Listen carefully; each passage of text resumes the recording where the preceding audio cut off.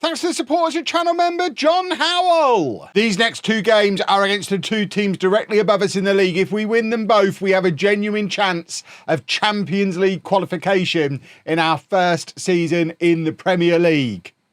Let's try not to balls it up. And specifically, those two games are against Spurs and Bournemouth, which, frankly, are two games you would expect to be quite winnable. This is what the Premier League table looks like going into those games. So we do have a game in hand over Bournemouth, and both us and Spurs have games in hand over everybody else. Realistically, nobody's catching the top four, but the top five go into the Champions League from the Premier League. So we just need to finish fifth for that Champions League qualification spot that we have no right to try and claim unless we beat these two. There's really four teams in it. It's Spurs, Bournemouth, us and Chelsea fighting over that final spot. And once we've got past the Spurs and Bournemouth games, I mean, it doesn't get any easier. We've got Man City and Arsenal, although we are playing them both at home. It's going to take a lot. And we're not in the greatest form in the world. We put 6 past Ipswich, but other than that, that is the only game we've won in our last 4. It looks like every now and again we spank one of the teams that aren't very good, but we are struggling a little bit against those teams around us. So I think it's a long shot, but you never know. Stranger things have happened, haven't they? And this is the team we're going to put out there for the first of those two games against Spurs. It's not. This is the team. I will remember where the buttons live eventually. So it's Restes in goal, a back four of Baker, Whiting, Silla, Castro and Angeli, Vujacic and Nzita in midfield, Fordham, Koklov and McRobbie behind Harley up front. Just do a football, chaps. Do a football. Jude McRobbie's struggling for fitness. He has been excellent since coming back from his load and breaking into this team. So it is very nice to see two of our name in the game boys in a team that could potentially end up in the Champions League. I don't know that that's ever happened before. We've had name in the game players who've done quite well before over the years, but not at this end of the save. It's usually something that they are more prominent lower down. So it just shows how good that one youth intake at Wigan was. It was phenomenal. We've still got Martin Palermo, who's back at the club and in the first team squad as well. It's going to take a little bit more for him, I think, to break into the first team because we've got so many good centre-backs ahead of him. But these two are likely to be key parts of this team for years to come, which is jolly nice to see, if you ask me. That is just really poor anticipation. I think that was Baker Whiting. He didn't really ever look like he was going to compete for that header, but got close enough to the guy so he wasn't there for the second ball either. He just didn't really seem to know where he was supposed to be. Again, a little bit of weird hesitation from him not knowing where he's supposed to be there. He's never close enough to the man for you to be able to say, oh, it's obviously his mistake. However, I think that is his man who scored. And it's just this moment. There he is. We have a moment of hesitation. It's not his man who scored, so we'll let him off that. But he is. I mean, we are asking him to play as an inverted wing back, but what's his decision making like? Supposedly okay. I don't know. There were a couple of questionable moments. It's not something I've noticed until today. Maybe he's just one of those players who becomes a coward in big games. Is that something we can see in match? I don't think it is it? That's the sort of thing you're only allowed to find out between matches these days. But yeah, if we lose this one, that Champions League dream is, I mean, it's not completely gone. That's not even a live league table, is it? It's pretty close to gone if we lose here, which would be a shame. But obviously there is still other flavours of Europe for us to try and get into. So the push isn't over. It's just the big push might be. McRobbie, ball over the top to Harley. Harley gets there ahead of the keeper and scores. And that is harsh, not giving McRobbie the assist for that. And if this is disallowed, that's I was going to be cross, but this is a lovely ball over the top from McRobbie. Harley's miles onside, but this just shows it's Harley's pace. He is so quick. Gets there ahead of the goalkeeper. Lovely, lovely, lovely. It's back on, boys and girls, and it was our two homegrown boys, the two Wigan boys, who are responsible for it. I tell you what, being a Wigan fan watching this must be absolutely heartbreaking. Seeing two players who came through the same youth intake being managed by your former manager as a local rival. All three of us probably still live in Wigan. It's horrible. They enjoyed that, though, I imagine. That felt like it might have been offside. I mean, it definitely wasn't. Came off our player, but one can but hope. We don't even go to VAR on that one. not acceptable. We've created more chances than them, apparently, which does mean questions need to be asked about our goalkeeper. If they've only got less than half an XG and they've scored 2 goals, questionable defending, questionable goalkeeping feels like the order of business there, and they've just carved us open as if we are not even a football team. Baker Whiting's shouting at somebody. I want to shout at him. I feel like, okay, that one's offside. I'll allow it. Don't shout at the linesman then. Feels like the linesman probably did his thing. This is an utterly worthless shot because that's where you need to pause it, and it doesn't. I don't know why it pauses it on the bit that isn't relevant. So there was no way for us to... I mean, I'll just go with the VAR. I'll trust the VAR was probably right. But we are still behind going in at half-time. And we've been unlucky. I mean, we have created more chances. We're going to go attack him. This might be one of those games where we throw an extra striker on if we're still chasing the game. We haven't done major tactical shenanigans for a little while, but if there's still just 1 goal in it, as we enter those final 20 minutes, half an hour, it is such an important match. We might sacrifice a more defensive player to throw an extra man forward. Angeli taking one for the team there, a tactical foul, I think, before they burst into the penalty area. Cross comes in, it's headed clear-ish. We're still under threat, and they do still end up scoring. So it wasn't ever headed clear. And Dewey has caused us so many problems. Every time we've played Spurs, he has ripped us apart. He's too good to be playing for Spurs. I don't really know why he's there when he could be playing for a big club. It seems baffling. And it's only today that he's got into double figures for goals. They play him out of position up front in that false 9 as well, when he wants to be playing a little bit deeper. But whatever it is, he just rips us apart. We cannot defend against him. We've got different defenders to last time. Castro's finally in ahead of Tingy, because I think that's probably more where we're going in the future. Silla, it might even be Castro and Tingy next season, because Silla turns 34 any time now, I think. So Silla, it was only ever a temporary solution. That's harsh on McRobbie, because he did get the assist, but the game didn't credit it to him, and therefore he has to have a really poor rating, which he didn't earn, but we now have to take him off. We don't have much in the way of options to bring on from him. We are very light in right-sided players at the moment, which is why he's getting as much game time as he is. Right, I'm not playing Higgins out wide. He's coming on to play up front.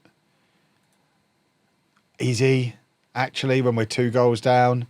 Is there any point in doing shenanigans? I think we just bring Higgins on, maybe. We can stick Harley out there. And then, actually, okay, with Harley out there, that changes things a little bit. We could now bring Tyjon on and do a little bit of shenanigans. I'm thinking we lose a midfield player. Is it him or one of these two? I think we probably take off Koklov and bring on Tyjon. And we go old school. Championship. That's what we're doing. We're not even throwing him forward. We're just getting that combination together. Those 3 together playing in those positions and those roles, we know that works. Whether it works against Spurs in the Premier League, who knows? But we do know it works. If we wish to make a change, I think we should introduce Rivad. Is that a new type of tactical instruction? I've never known it suggesting players to bring on before. I've seen it tell us who to take off. Angeli needs to come off. But telling me who to bring on feels like a new one. Fordham's not having a nice time. Again, the lack of wide players. Mondragon can come on. Tyjon can go wide. And then we still save 1 substitution. I mean, we have absolutely bottled this. Right, Tyjon trying to release Unzita, but can't do it. And there's Harley playing deeper today. Plays it forward to Tyjon. Can he create something and get us back in this game? It's Harley again. And maybe this is back on. Harley with his 2nd of the game. It's an assist for Higgins. And now we go all out attack, right? Do we throw an extra attacker on now? There's only 1 goal in it.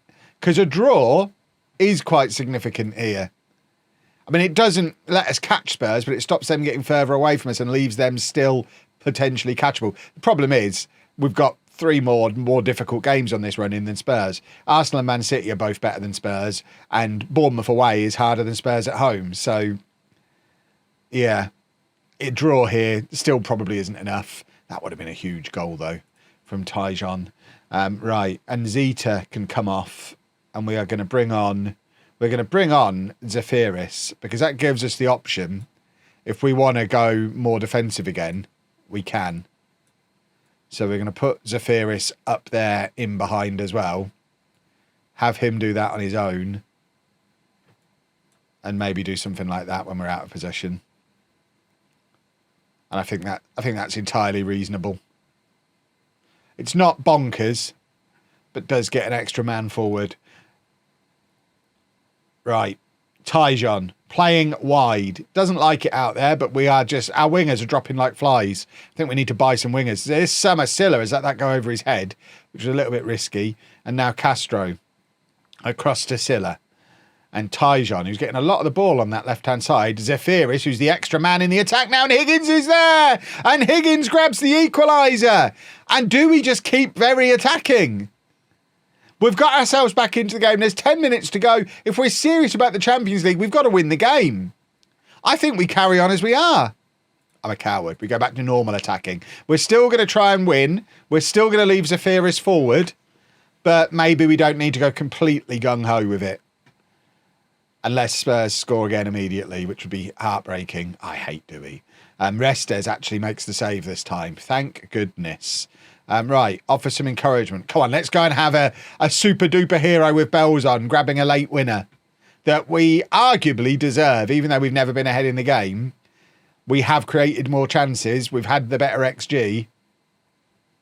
I don't think it's that Spurs can feel that hard done by if they lose, but it doesn't look like they're going to. I mean, 3-3, it doesn't really help us. It helps them a lot more than it helps us, but at least it leaves us kind of in the mix. If we look at that league table again, we are with 4 games to go, 4 points behind Spurs. So they've got to really bottle this run in. And their form is, I mean, it is patchy to be fair, but then so's ours, so's Bournemouth's. It's like none of us really want it. All 4 of us fighting for that 5th place spot. Very, very patchy form. It's still all to play for. Let's go beat Bournemouth. Well, a piece of good news before the Bournemouth game. Maurizio Fimbres, remember him? He's the defender we were trying to sign back in January, who chose to go to Paris Saint-Germain rather than come to us. Well, he went to Paris Saint-Germain. They only started him 4 times. He got a grumpy on, asked for a transfer. The moment he did, it wasn't even a grumpy because he wasn't playing. He was finding it difficult to settle in the area. So I'm sure he'll settle better in Blackburn than Paris. Who wouldn't rather live in Blackburn than Paris? It's much closer to Mexico. So he's joining us. Paris have made like a £3 million profit on him, but he is coming in and he is a defender that I wanted. So very happy to have him joining us. There's a couple of other players that we're pre-arranging as well, because we had like £50 million left over from January. I wanted to spend it now so that I get more budget in the summer. It's just Football Manager things. So we already know about Fafana joining us permanently, which I wish he wasn't. But we're getting Steven Carstens, who is another wonder kid midfield player. He's joining us from Austria Vienna for £12 million. We've also got Ainsley McAdams, who is, I said we needed a wide player. We've got a wonder kid wide player, Scottish right winger. He's joining us from Hibs for an amount of money that I can't remember, £16 million. We've also got Federico Bencivenga. All of these came off of the next gen. He's a striker. I mean, definitely my kind of striker. 6 foot tall, lovely physicals. So he's definitely, and proven goal scorer as well. 3 goals in 4 caps for Switzerland. So he's coming in to give us another option in various attacking positions. He's a striker, but can play anywhere across the front 4. Fimbres, you already know about. Jake Evans, you already know, is joining us permanently. Zefiris joins us permanently. The backup goalkeeper joins us permanently. Landu joins us permanently. We've got a lot of pre-arranged transfers already. And we've still got a little bit of budget left as well. So if we do qualify for the Champions League, imagine how many more transfers we'll end up doing. But this is the game for Bournemouth that might decide if we get into the Champions League or not. Jake Evans is fit enough to start, so he comes in and does start. McRobbie dropping down to the bench is the only change from the team that played against Spurs and in the end did quite well to get a draw. We'd like to do quite well and get a win in this one. Another draw. I mean, we've won 1 in 5 now. It's not Champions League qualification form. I definitely feel like there is an element of us being found out in the second half of the season. It's why we're looking to bring in so many players, because I think we now need to build on what we've got. We've got a core of like 3 or 4 really good wonder kids and some championship players, and we need to make that 8 or 9 wonder kids and Premier League players if we're going to continue pushing on, which we need to do. It looks like Newcastle might not be getting relegated either, because they've beaten Villa, or are beating Villa. Newcastle up to 16th now. So, yeah, no fear of Newcastle getting relegated. Scott Parker did go in and save them, but we've won a free kick on the edge of the area here, and we know Harley can hit these. It's Rob Harley from the free kick, and it's a decent save from Svilar in goal for Bournemouth. One of the boys doing me dirty in goal. He's one of my guys, one of my goalkeepers. Doing a save. Very sad. It wasn't the best free kick Harley's ever hit. It wasn't right up into that top corner. We've certainly seen him do better in the past, but we now have a corner. It's Evans. We know we've got Castro lurking, who is one of the reasons we signed him is because he's 6'5" and should be a threat from those kind of situations. But this is terrible defending from us. I mean, we get away with it because we've got a good goalkeeper, but that was absolutely rotten defending again. I am genuinely starting to question Baker Whiting. And it might not be that he's not very good. It might be that this role maybe is a little bit ambitious for a team like Blackburn. But we did inverted fullback for a long time. Inverted wingback shouldn't be that different. I guess he plays a little bit further forward. Maybe we need to have Angeli invert on the other side. He's playing as a normal fullback. Maybe if he inverts and makes a 3 at the back. Because I guess what we've done is we've gone from inverted fullback, which made it a back 3 with a fullback overlapping, and we're now basically a back 2 with a midfield 3 in front of them. So maybe if we want him to invert, maybe we get him to invert like that.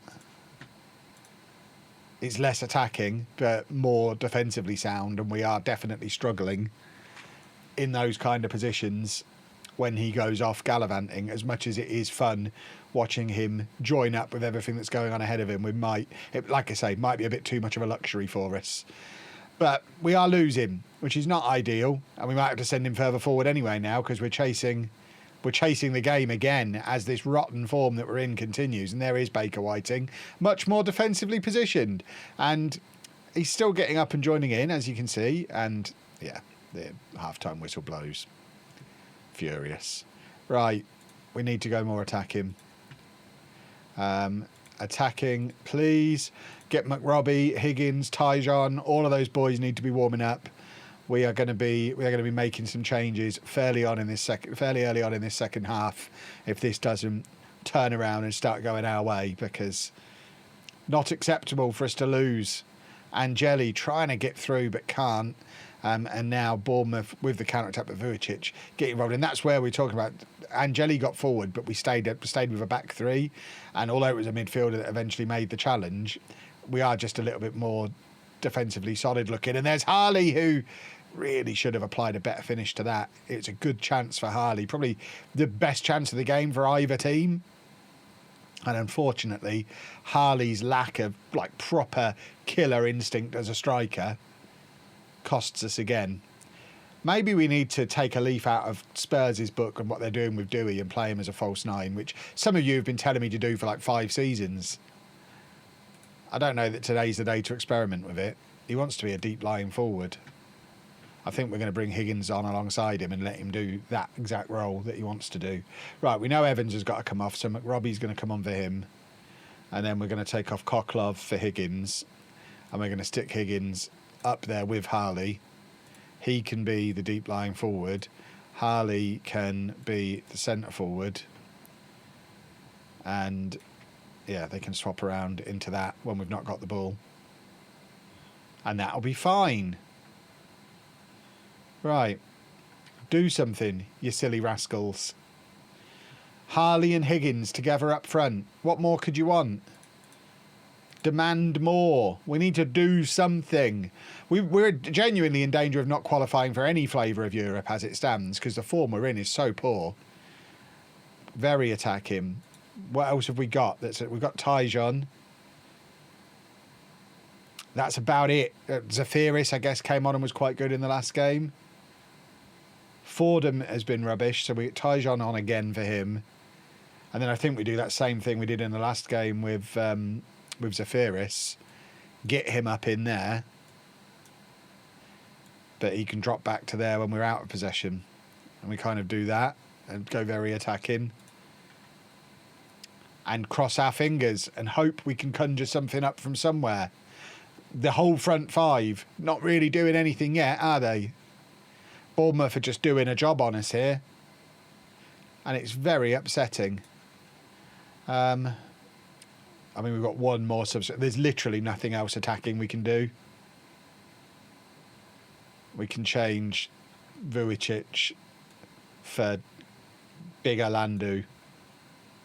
It's just a like-for-like change. It doesn't really do anything other than getting a different personnel in. I wish he was bigger. Must remember to do the line. Can't forget the line. Is nothing going to happen? What's going on here? Do we actually want to qualify for Europe at all? Absolutely hideous. Right, we finally get a highlight in the 91st minute. And even then we've not got the ball. Right, Angeli gives it to McRobbie. Landu, Angeli gives the ball away. And now Baker Whiting is the most defensive player we've got on the pitch. He's had his role changed massively as the game has gone on. Landu, lovely pass from McRobbie. Higgins is there! And Higgins grabs the equaliser again. We might be getting this disallowed. There's lots of arm waving going on. We're going to VAR. Right, I think we just have to back ourselves and carry on attacking the way we are and continue trying to go for the kill at the end. Late equalisers are really not European form, are they? Where does this leave us? Give me a league table. Right, let's have a little look. So with, what is that, 3 games remaining. We're 3 points behind Spurs. They've got a game in hand and a better goal difference. I think Champions League has probably gone unless they utterly crumble, because we've got to play Man City and Arsenal yet. I don't even know what other European qualification spots there are. There's supposedly a little key at the bottom here, but it doesn't seem to relate to anything. Is that what this means? So according to this, it's top 4 is Champions League, then that's Europa League, and then that's Conference League. So we're out of Europe entirely at the moment.